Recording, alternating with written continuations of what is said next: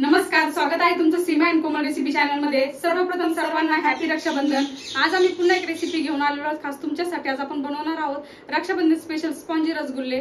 रक्षाबंधनचे celebration आहे, sweet शिवाय अधुरा आहे। आता आपल्याला मार्केटमधून स्वीट न आणता घरच्या घरी स्पॉन्जी रसगुल्ले कसे बनवायचे आज आपण ते बघणार आहोत। त्यासाठी काही ट्रिक आहे, काही टिप्स आहे, त्यामुळे व्हिडिओ स्किप न करता बघा। चला तर त्यासाठी लागणारं साहित्य बघूया। रसगुल्ले बनवण्यासाठी लागणारं साहित्य इथे मी 2 लिटर गाईचं दूध घेतलं। गाईचं दूध घेण्याचे हेच कारण आहे की गाईच्या दुधामध्ये फॅट्स कमी असते, त्यामुळे रसगुल्ले छान स्पॉन्जी तयार होतात। तुम्ही जर म्हशीचं दूध घेतलं तर त्यापासून पण रसगुल्ले बनवता येतात, पण त्यामध्ये फॅट जास्त असल्यामुळे रसगुल्ले स्पॉन्जी बनत नाही। त्यानंतर 2 कप साखर, इथे 4 टेबलस्पून पाणी घेतलं। त्यानंतर 4 टेबलस्पून विनेगर। पाण्याचा आणि विनेगरचा रेशो सेम ठेवायचा। 2 टीस्पून कॉर्नफ्लॉवर। रसगुल्ले बनवण्यासाठी प्रथम आपल्याला दूध बॉईल करून घ्यायचं आहे। त्यासाठी मी गॅसवर दुधाचं पातेलं ठेवलं। आता आपल्याला हे दूध सतत हलवून घ्यायचं आहे, जेणेकरून यावर दुधाची मलाई जमणार नाही। आपल्या दुधावर साई यायला लागले की आपण कंटिन्यू हलवायचं, शक्यतो साई येऊ द्यायचीच नाही, तशाने पनीर हार्ड बनतं। सतत हलवायचं बॉईल येईपर्यंत। आता आपलं दूध बॉईल होईपर्यंत आपल्याला दूध फाटण्यासाठी लागणारं मिश्रण तयार करून घ्यायचं आहे। त्यासाठी एक बाउल घेतला। आता यामध्ये विनेगर ऍड करून घ्यायचं। त्यानंतर त्यामध्ये पाणी ऍड करायचं। जेवढं विनेगर घेतलं तेवढंच पाणी घ्यायचं। दूध फाटण्यासाठी डायरेक्ट विनेगरचा यूज नाही करायचा, तसं केलं तर आपलं पनीर हार्ड बनतं। हे बघा, आता आपलं दूध फाटण्यासाठी लागणारं मिश्रण तयार झालेलं आहे, विनेगर आणि पाण्याचं। आणि तिकडे मी जे दूध बॉईल करायला ठेवलं होतं ते पण सतत हलवत आहे। त्यासाठी कोणाची तरी हेल्प घ्यायची, पण ते हलवणं सोडायचं नाही। इथे आपल्या दुधावर छान उकळी आली तरीही मी कंटिन्यू हलवत आहे दूध।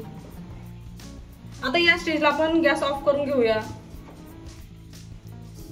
गॅस ऑफ केल्याच्या नंतर आपल्याला हे दूध थोडंसं 1 मिनिट असंच ठेवायचं आहे, पण इथे दूध हलवणं कंटिन्यू चालू ठेवायचं। आपण काय करतो, दूध बॉईल झाले की दूध साईडला ठेवून देतो, तशाने त्यावर साय तयार व्हायला सुरुवात होते। आपल्याला इथे साय तयार होऊ द्यायचीच नाही, त्यामुळे कंटिन्यू हलवायचं। हे बघा, इथे दूध मी सतत हलवून घेतलं। आता दुधाचं टेम्परेचर थोडंसं कमी झालं। आपण जर गरम दुधामध्येच विनेगर आणि पाण्याचं मिश्रण ऍड केलं तर त्यामुळे दुधाला झटका बसतो आणि तशाने पनीर खूप हार्ड तयार होतं। इथे आपल्याला स्पॉन्जी रसगुल्ले बनवण्यासाठी सॉफ्ट पनीरची गरज आहे, त्यामुळे थोडंसं दुधाचं टेम्परेचर कमी करून घ्यायचं। आता या स्टेजला आपण विनेगर आणि पाण्याचं जे मिश्रण तयार केलं आहे ते हळूहळू करून ऍड करायचं आहे।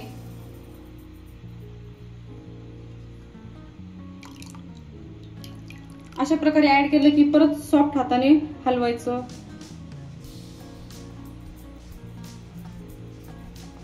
हे बघा, 1 टेबलस्पून ऍड केल्याच्या नंतर मी सतत हलवत आहे। इथे आपल्याला 1 टाइम ऍड नाही करायचं, हे मिश्रण थोडं थोडं करूनच ऍड करायचं आहे। आता आपण पुन्हा यामध्ये 1 टेबलस्पून विनेगर आणि पाण्याचं मिश्रण ऍड करून घेऊया। पुन्हा व्यवस्थित मिक्स करायचं आणि हलक्या हाताने हलवायचं।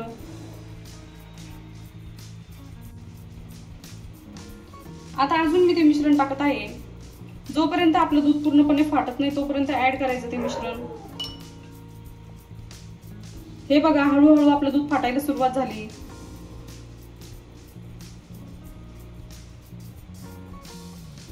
आता अजून थोडंसं मिश्रण ऍड करायचं आणि पुन्हा मिक्स करून घ्यायचं। तुम्ही बघू शकता किती हलक्या हाताने मी हलवत आहे।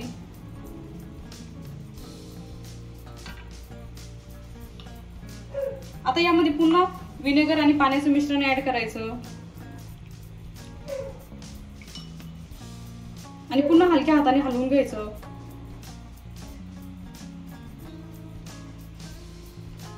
हे बघा, आपलं दूध फाटायला सुरुवात झाली। जोपर्यंत दुधामधून पिवळं पाणी साईडला होत नाही तोपर्यंत आपल्याला यामध्ये मिश्रण ऍड करायचं आहे।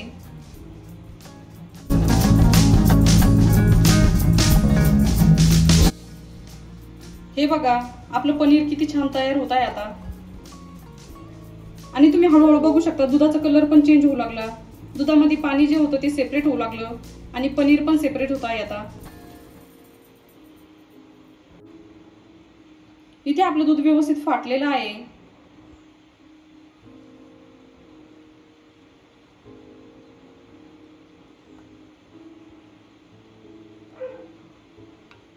हे बघा, आता तुम्ही बघू शकता तिथे आपलं पनीर सेपरेट झालेलं आहे दुधामधून. हे बघा, इथे दूध फाडण्यासाठी मी जेवढं विनेगर आणि पाणी घेतलं होतं त्याचं अर्ध मिश्रण एवढं उरलं माझं. आता इथे मी एक पातेलं घेतलं, त्यावर स्ट्रेनर ठेवलं. आता यावर कॉटनचा रुमाल ठेवून घ्यायचा अशा प्रकारे. आता आपण यामध्ये तयार झालेलं पनीर ऍड करून घेऊया.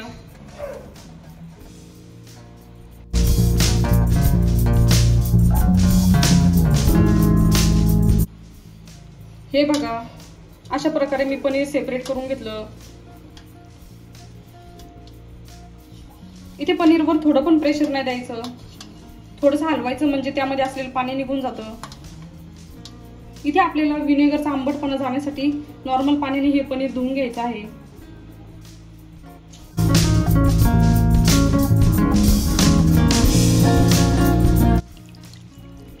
हे बघा, पनीर व्यवस्थित धुवून घेतलं मी. त्याला थोडंही टच नाही करता मी पनीर धुवून घेतलं. आता आपल्याला या रुमालाची गाठ बांधून घ्यायची आहे.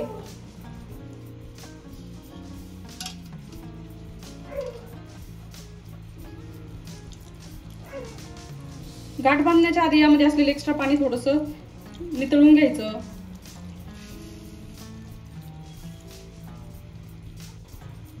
आपल्याला इथे पनीर मध्ये खूप जास्त ड्रायनेस नाही ठेवायची आणि पाणी पण नाही ठेवायचं.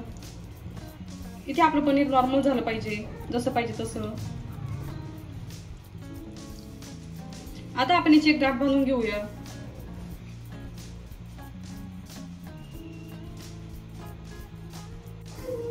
आता यावर कुठलीही जड वस्तू ठेवायची म्हणजे पनीर मध्ये असलेलं एक्स्ट्रा पाणी निघून जाईल. आणि हे जे खाली पाणी आहे हे पाणी फेकून न देता तुम्ही कुठल्याही ग्रेव्ही मध्ये ऍड करू शकतात किंवा पीठ भिजवण्यासाठी पण यूज करू शकतात.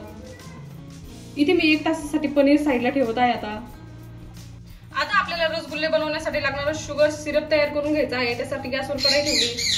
आता यामध्ये साखर ऍड करून घेऊया. इथे 2 कप साखर आहे.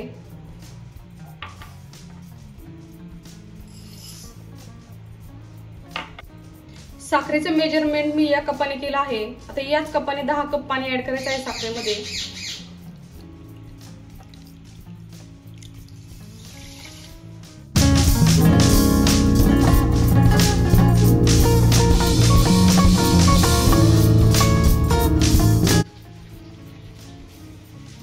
आणि 10, इथे टोटल 10 कप पाणी ऍड केलं मी. आता आपल्याला इथे साखर छान मेल्ट होईपर्यंत आणि पाकावर उकळी येईपर्यंत आपल्याला हा पाक शिजून घ्यायचा आहे. इथे आपल्याला एक तारी पाक नाही पाहिजे, इथे आपल्याला एकदम पातळ पाण्यासारखं पाक पाहिजे. हे बघा, पनीर मध्ये असलेलं एक्स्ट्रा पाणी पूर्णपणे काढून टाकलं.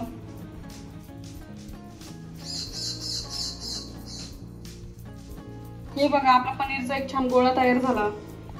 आता आपल्याला हे पनीर छान मॅश करून घ्यायचं आहे हलक्या हाताने.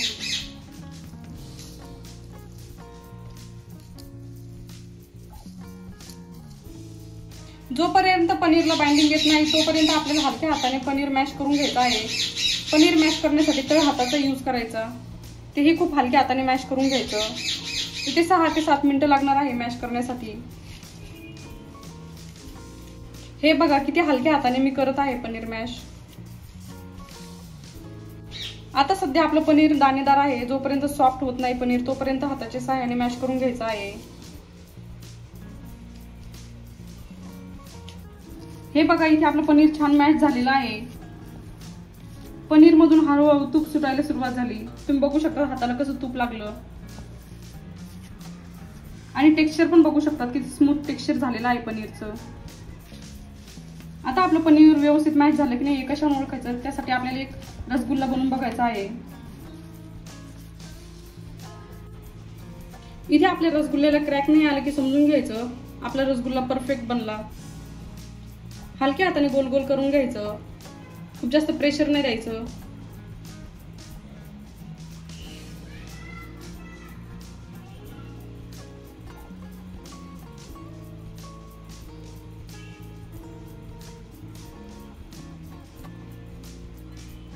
हे बघा, अशा प्रकारे आपला एक रसगुल्ला तयार झाला आहे. तुम्ही बघू शकता क्रॅक्स पण नाही. याचा अर्थ असा आहे की आपलं पनीर व्यवस्थित मॅच झालेला आहे. आता या स्टेजला आपण कॉर्नफ्लॉवर ऍड करून घेऊया. तुमच्याकडे कॉर्नफ्लॉवर नसेल तर तुम्ही इथं मैदा पण ऍड करू शकतात. कॉर्नफ्लॉवर व्यवस्थित मिक्स करून घ्यायचं. कॉर्नफ्लॉवर ऍड केल्यामुळे बाइंडिंग येते. आता इथे आपले कॉर्नफ्लॉवर छान मिक्स झालेला आहे पनीरमध्ये. आता आपण याचे रसगुल्ले बनवायला सुरुवात करूया. रसगुल्ल्याची साईज तुम्ही तुमच्या आवडीनुसार छोटी किंवा मोठी करू शकतात. पण मोठे मोठे रसगुल्लेच खायला खूप छान लागतात आणि दिसायला पण खूप अट्रॅक्टिव्ह दिसतात. हे बघा, अशा प्रकारे मी थोडंसं पोर्शन घेतलं पनीरचा. आता इथे आपल्याला एकही क्रॅक न बनता आपल्याला इथे रसगुल्ला बनवून घ्यायचा आहे. दोन्ही हाताच्या मध्ये हा रसगुल्ला गोल गोल फिरवायचा म्हणजे त्याला व्यवस्थित आकार येतो.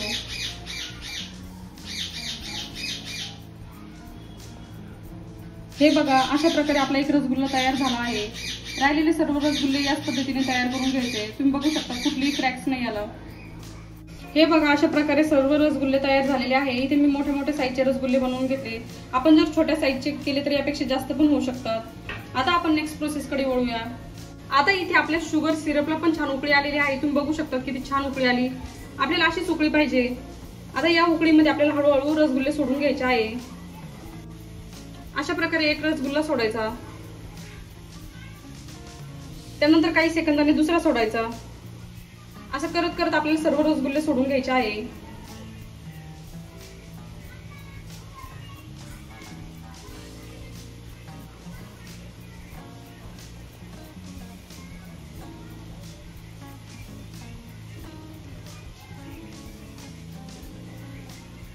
राहिलेले सर्व रसगुल्ले याच पद्धतीने मी सोडून घेणार आहे, 1 बाय 1 करून. हे बघा, अशा प्रकारे मी सर्व रसगुल्ले शुगर सिरप मध्ये सोडून घेतले. इथे मी गॅसची फ्लेम मीडियम हाय ठेवली. तुम्ही बघू शकता रसगुल्ले किती छान फुगायला सुरुवात झाली. इथे आपल्याला हे रसगुल्ले 5 ते 6 मिनिटं झाकण न ठेवता शिजून घ्यायचे आहे. आता तुम्ही बघू शकता तिथे 6 मिनिटं कंप्लीट झालेले आहे आणि आपल्या रसगुल्ल्याची साईज पण डबल झाली. आता आपण याला एकदा हलवून घेऊया. हलवताना उलट्या साईडने हलवायचं. आपण जर शार्प साईडने हलवण्याचा प्रयत्न केला तर आपले रसगुल्ले तुटण्याची शक्यता असते. हळूवार उलट्या साईडने हलवून घ्यायचे.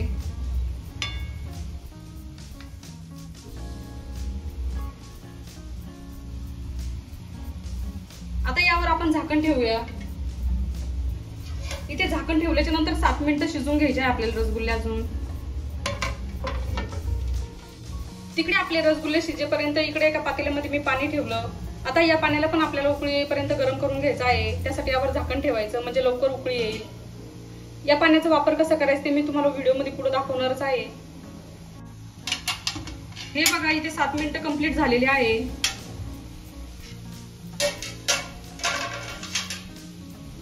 आता एकदा आपण रसगुल्ले फिरून घेऊया चम्मचच्या सहाय्याने गोल.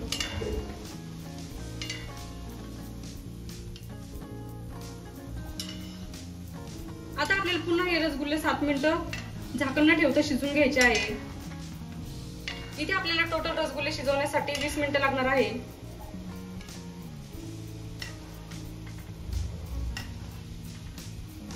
सध्या 5 मिनिटं शिजल्यानंतर आपल्याला नेक्स्ट प्रोसेस करायची आहे. हे बघा, इथे आपल्या पाण्याला छान उकळी आली. आता आपल्याला हे पाणी या रसगुल्ल्यामध्ये ऍड करायचं आहे. इथे आपलं शुगर सिरप हळूहळू घट्ट व्हायला सुरुवात होती, त्यामुळे आपल्याला गरम पाणी यामध्ये टाकून घ्यायचं आहे म्हणजे आपले अजून रसगुल्ले स्पॉन्जी तयार होतात.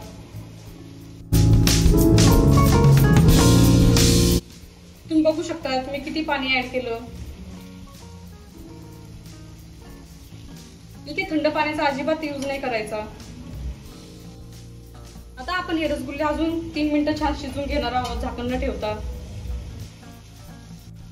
आता आपण चेक करूया आपले रसगुल्ले शिजले की नाही. त्यासाठी एका बाउल मध्ये पाणी घ्यायचं. त्यानंतर यामध्ये एक रसगुल्ला ऍड करायचा.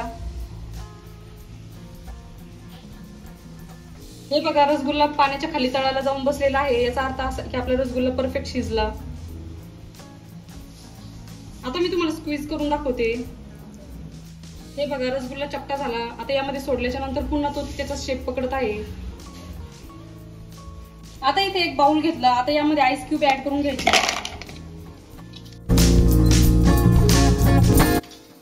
त्यानंतर यामध्ये पाणी ऍड करायचं.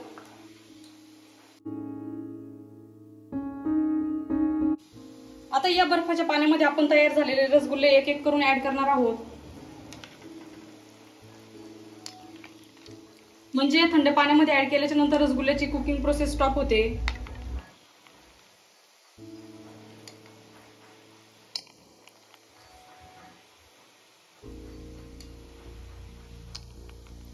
अशा प्रकारे मी सर्व रसगुल्ले काढून घेणार आहे शुगर सिरप मधून आणि या थंड पाण्यात ऍड करून घेणार आहे. हे बघा किती छान जाळीदार रसगुल्ले तयार झाले. आता तुम्ही बघू शकता अशा प्रकारे मी सर्व रसगुल्ले या बर्फाच्या पाण्यामध्ये काढून घेतलेले आहे. आता आपल्याला हा बाउल फ्रीज मध्ये ठेवायचा आहे म्हणजे आपले रसगुल्ले छान सेट होईल. इथे मी 3 ते 4 तासासाठी हा बर्फाचा बाउल फ्रीज मध्ये ठेवणार आहे म्हणजे आपले रसगुल्ले छान स्पॉन्जी तयार होतील. आणि जो शुगर सिरप उरला आहे तो आपल्याला तसाच ठेवायचा आहे. त्याला थोडंसं घट्ट करून त्यानंतर त्याला पण थंड करून घ्यायचं आहे. रसगुल्ले सर्व करताना त्याचा यूज करायचा आहे नंतर आपल्याला. हे बघा इथे 4 तास कंप्लीट झालेले आहे. मी हा बाउल फ्रीज मध्ये ठेवला होता रसगुल्ले सेट होण्यासाठी. सेट होण्याच्या आधी तुम्ही बघितलंच असेल की रसगुल्ले पूर्णपणे पाण्याच्या खाली जाऊन बसले होते आणि आता सेट झाल्याच्या नंतर ते आपोआप पाण्याच्या वरती तरंगू लागले. ज्यावेळेस आपण रसगुल्ले शिजवतो ते तळाला जाऊन बसतात आणि ज्यावेळेस त्याची कुकिंग प्रोसेस थांबते आणि ते हलके फुलके होतात त्यावेळेस ते पाण्याच्या वरती येऊन अशा प्रकारे तरंगतात. आता मी तुम्हाला एक टेक्स्चर दाखवते रसगुल्ल्याचं कसे तयार झालेले आहे आपले रसगुल्ले. हे बघा किती छान रसगुल्ले तयार झाले आपले.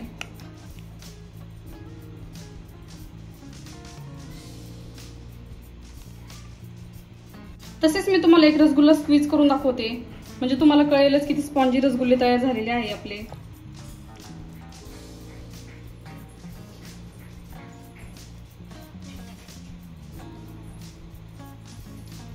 आता तुम्ही बघू शकता तिथे रसगुल्ला छान चपटा झाला. तुम्हाला असं जर करायचं असेल तुम्ही असंही करून बघू शकता.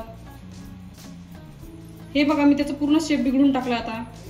आता इथे मी एक बाउल घेतला यामध्ये शुगर सिरप आहे. आता आपल्याला हा रसगुल्ला यामध्ये ऍड करून घ्यायचा आहे. तुम्ही बघू शकता त्याने पूर्ण त्याचा जो प्रॉपर शेप होता तो पकडलेला आहे. मी स्क्वीज केल्याच्या नंतर शेप त्याचा कसा बिघडला होता तुम्हाला पण माहिती आहे. हे बघा. तुम्हाला आजची रेसिपी कशी वाटली आम्हाला कमेंट मध्ये नक्की कळवा आणि अशा सिंपल आणि सोप्या रेसिपीसाठी Seema and Komal recipe channel subscribe करायला विसरू नका. आता आपल्याला हे रसगुल्ले शुगर सिरप मध्ये डिप करून घ्यायचे आहे सर्व करण्यासाठी. आता आपण हे रसगुल्ले शुगर सिरप मध्ये डिप करून घेणार आहोत. त्यासाठी आपलं शुगर सिरप पण रेडी आहे. आता आपण तयार झालेले रसगुल्ले यामध्ये सोडून घेऊया. तुम्ही बघू शकता कसे शुगर सिरप मध्ये आपले रसगुल्ले वरती तरंगत आहे.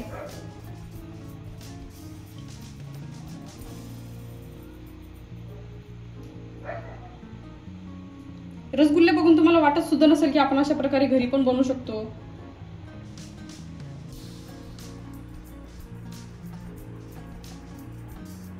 मस्तपैकी रक्षाबंधन स्पेशल स्पॉन्जी रसगुल्ले तयार झाले आहे. तुम्हाला आजची रेसिपी कशी वाटली आम्हाला कमेंट मध्ये नक्की कळवा आणि अशा सिंपल सोप्या रेसिपीसाठी Seema and Komal recipe channel subscribe करायला विसरू नका.